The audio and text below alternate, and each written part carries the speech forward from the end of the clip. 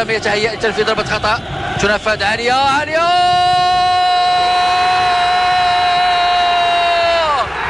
هدف للاعب مراد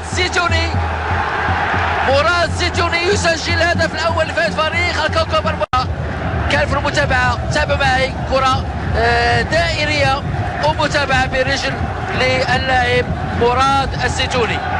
هدف اول لفائز فريق الكوكب البولاكوشي وسط لاعب له من التجربه الشيء الكثير مراد الزيتوني. عقل وخالد السقاط عبد الاله منصور وحمزه ابو رزق. عقل خطيره هدف التعادل ديال البابيدي. كما قلت فريق الرجاء كروشي لمن هناك الحافظي خطيرة